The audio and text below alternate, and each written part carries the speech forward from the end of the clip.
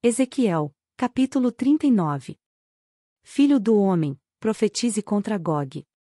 Transmita-lhe esta mensagem do Senhor soberano: sou seu inimigo, ó Gog, príncipe que governa as nações de Meseque e Tubal. Eu o farei dar a volta e o trarei do extremo norte, e o conduzirei em direção aos montes de Israel. Derrubarei o arco de sua mão esquerda e as flechas de sua mão direita. Você, seu exército e seus aliados morrerão nos montes. Eu os darei como alimento aos abutres e aos animais selvagens. Você cairá em campos abertos, pois eu falei, diz o Senhor soberano. Enviarei fogo sobre Magog e sobre todos os seus aliados que vivem em segurança no litoral. Então eles saberão que eu sou o Senhor.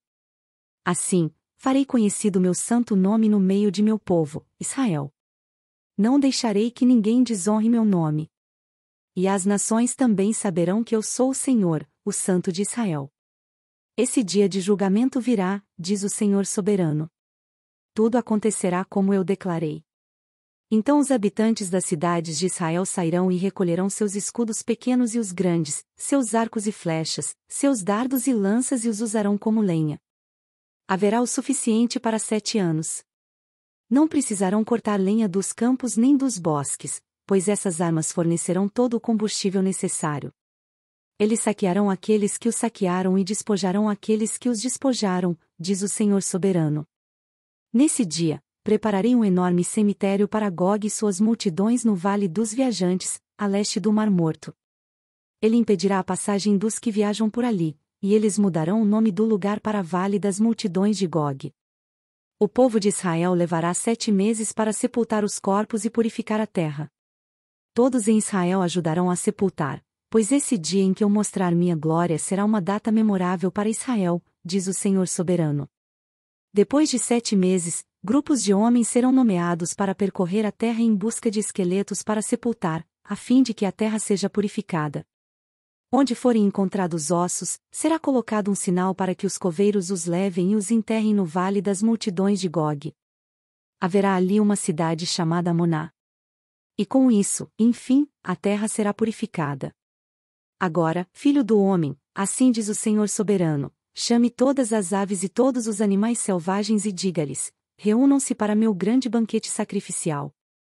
Venham, de longe e de perto, para os montes de Israel e ali comam carne e bebam sangue. Comam a carne de homens poderosos e bebam o sangue dos príncipes das nações como se fossem carneiros, cordeiros, bodes e touros, todos animais engordados de Bazã. Devorem carne até se empanturrar e bebam sangue até se embriagar. Este é o banquete sacrificial que lhes preparei. Comam com fartura à minha mesa, comam cavalos, condutores de carros de guerra, homens valentes e guerreiros de toda espécie, diz o Senhor soberano. Desse modo, mostrarei minha glória às nações. Todos verão o castigo que trouxe sobre eles e o poder de minha mão quando eu castigo. E, daquele dia em diante, o povo de Israel saberá que sou o Senhor, seu Deus. As nações saberão porque Israel foi enviado para o exílio, foi como castigo por causa do pecado, pois foram infiéis a seu Deus. Por isso me afastei deles e os entreguei a seus inimigos, para que os destruíssem. Escondi deles o rosto e os castiguei por causa de sua impureza e de seus pecados. Portanto, assim diz o Senhor soberano: acabarei com o exílio de meu povo, terei compaixão de todo Israel, pois tenho zelo por meu santo nome. Quando voltarem para sua terra e viverem em segurança, sem que ninguém lhes cause medo, assumirão a responsabilidade por sua vergonha e infidelidade no passado. Quando eu os trouxer de volta das terras de seus inimigos, mostrarei minha santidade no meio deles, para que todas as nações a vejam. Então meu povo saberá que eu sou o Senhor, seu Deus, pois os enviei para o exílio entre as nações e os trouxe de volta para sua terra. Não deixarei nenhum deles para trás. E nunca mais me afastarei deles, pois derramarei meu espírito sobre o povo de Israel. Eu, o Senhor soberano, falei. Ezequiel, capítulo 40. Em 28 de abril, no 25º ano de nosso exílio, 14 anos depois da queda de Jerusalém, a mão do Senhor veio sobre mim, e ele me levou para lá. Numa visão, Deus me levou para a terra de Israel e me colocou num monte muito alto. Dali, vi em direção ao sul algo parecido com uma cidade. Quando ele me levou mais perto, vi um homem cuja face brilhava como bronze. Ele estava em pé junto a uma porta e tinha na mão uma corda de medir feita de linho e uma vara de medir. Disse-me: Filho do homem, observe e ouça. Preste muita atenção a tudo o que lhe mostrarei. Você foi trazido aqui para que eu lhe mostre várias coisas. Depois você voltará ao povo de Israel e contará tudo o que vir. Vi um muro que cercava completamente a área do templo. O homem pegou a vara de medir de 3 metros de comprimento e com ela mediu o muro, que tinha 3 metros de espessura e 3 metros de altura. Em seguida, foi à porta leste. Subiu os degraus e mediu a soleira da porta, que tinha 3 metros de profundidade. Na passagem de entrada, havia salas para guardas de cada lado. Cada uma das salas era quadrada e media 3 metros de cada lado, e a distância entre as salas era de 2,5 metros ao longo da parede da passagem. A soleira interna da porta, que dava para o pórtico na extremidade interna da passagem de entrada, tinha 3 metros de profundidade. Ele também mediu o pórtico. Tinha 4 metros de extensão e suas colunas tinham 1 metro de espessura. Esse pórtico era a extremidade interna da passagem de entrada e era voltado para o templo. Havia 3 salas de cada lado da passagem de entrada. Cada uma tinha as mesmas medidas, e as paredes entre elas também eram idênticas. Então o homem mediu a porta de entrada, que tinha 5 metros de largura e 6,5 metros de comprimento na passagem. Em frente de cada sala havia uma mureta com 0,5 metros de altura. As salas propriamente ditas tinham 3 metros de cada lado. Então ele mediu toda a largura da porta, a distância desde a parede dos fundos de uma sala para guardas até a parede dos fundos de outra sala. Essa distância era de 12,5 metros. Mediu as paredes divisórias ao longo de todo o interior da passagem até o pórtico, a distância era de 30 metros. O comprimento total da passagem, de uma extremidade à outra, era de 25 metros. Nas paredes das salas e em suas paredes divisórias havia janelas embutidas que se estreitavam em direção à parte interna. Também havia janelas no pórtico. As superfícies das paredes divisórias eram enfeitadas com entalhes de palmeiras. Então o homem me levou pela entrada até o pátio externo do templo. Ao longo das paredes do pátio havia uma calçada e, junto às paredes, havia 30 salas que abriam para a calçada. A calçada ladeava as portas, e seu comprimento desde os muros até o pátio era o mesmo da passagem de entrada. Essa era a calçada inferior.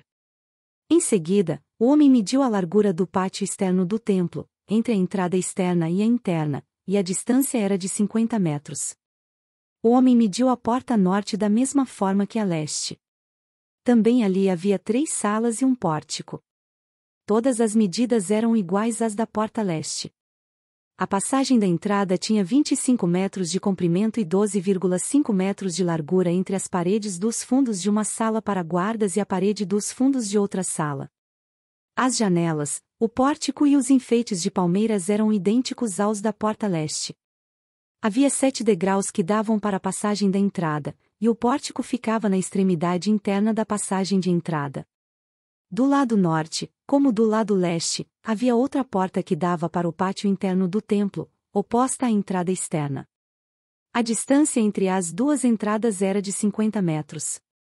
Então o homem me levou à porta sul e mediu suas partes, e eram exatamente iguais às medidas das outras portas. Tinha janelas ao longo das paredes, como as outras, e um pórtico no qual a passagem de entrada abria para o pátio externo.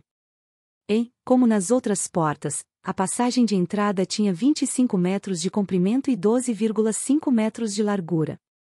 Essa entrada também tinha uma escada com 7 degraus que davam para ela, um pórtico na extremidade interna e enfeites de palmeiras nas paredes divisórias. E aqui também havia outra entrada que dava para o pátio interno, oposta à entrada externa. A distância entre as duas entradas era de 50 metros. Então o homem me levou à porta sul, que dava para o pátio interno. Ele a mediu, e tinha as mesmas medidas das outras portas. Suas salas para guardas, suas paredes divisórias e seu pórtico eram do mesmo tamanho das outras portas, e havia janelas ao longo das paredes e no pórtico. E, como nas outras portas, a passagem da entrada tinha 25 metros de comprimento e 12,5 metros de largura. Os pórticos que davam para o pátio interno tinham 4 metros de comprimento e 12,5 metros de largura. O pórtico da porta sul ficava voltado para o pátio externo. Suas colunas eram enfeitadas com palmeiras, e 8 degraus subiam até sua entrada. Então ele me levou à porta leste, que dava para o pátio interno. Ele a mediu, e tinha as mesmas medidas das outras portas. Suas salas para guardas, suas paredes divisórias e seu pórtico eram do mesmo tamanho das outras portas, e havia janelas ao longo das paredes e no pórtico. A passagem da entrada tinha 25 metros de comprimento e 12,5 metros de largura. Seu pórtico ficava voltado para o pátio externo. Suas colunas eram enfeitadas com palmeiras, e 8 degraus subiam até sua entrada. Então ele me levou à porta norte, que dava para o pátio interno. Ele a mediu, e tinha as mesmas medidas das outras portas. Suas salas para guardas, suas paredes divisórias e seu pórtico tinham as mesmas medidas das outras portas e janelas dispostas da mesma forma. A entrada da passagem tinha 25 metros de comprimento e 12,5 metros de largura. Seu pórtico ficava voltado para o pátio externo. Suas colunas eram enfeitadas com palmeiras, e 8 degraus subiam até sua entrada. No pórtico de uma das entradas internas havia uma porta que dava para uma sala lateral onde era lavada a carne para os holocaustos. De cada lado desse pórtico havia 2 mesas onde os animais para os sacrifícios eram abatidos para os holocaustos, as ofertas pelo pecado e as ofertas pela culpa. Do lado de fora do pórtico, de cada lado das escadas que subiam para a entrada norte, havia mais 2 mesas. Havia, portanto, 8 mesas no total, 4 do lado de dentro e 4 do lado de fora, onde se abatiam os sacrifícios. Também havia 4 mesas de pedra cortada para o preparo dos holocaustos, cada uma com 75 centímetros de comprimento e de largura e 50 centímetros de altura. Sobre essas mesas eram colocadas os instrumentos para bater os animais para os sacrifícios. Havia ganchos, cada um com 8 centímetros de comprimento, presos ao redor das paredes do pórtico. A carne dos sacrifícios era colocada sobre as mesas. Dentro do pátio interno havia 2 salas, uma ao lado da porta norte, voltada para o sul, e outra ao lado da porta sul, voltada para o norte. E o homem me disse: a sala ao lado da porta norte é para os sacerdotes que supervisionam a manutenção do templo. A sala ao lado da porta sul é para os sacerdotes encarregados do altar, os descendentes de Zadoque, pois somente eles, dentre todos os levitas, podem se aproximar do Senhor, para servir diante dele. Então o homem mediu o pátio interno, e era um quadrado com 50 metros de largura e 50 metros de comprimento. O altar ficava no pátio em frente ao templo. Então ele me levou ao pórtico do templo. Mediu as paredes de ambos os lados da passagem para o pórtico, e tinham 2,5 metros de espessura.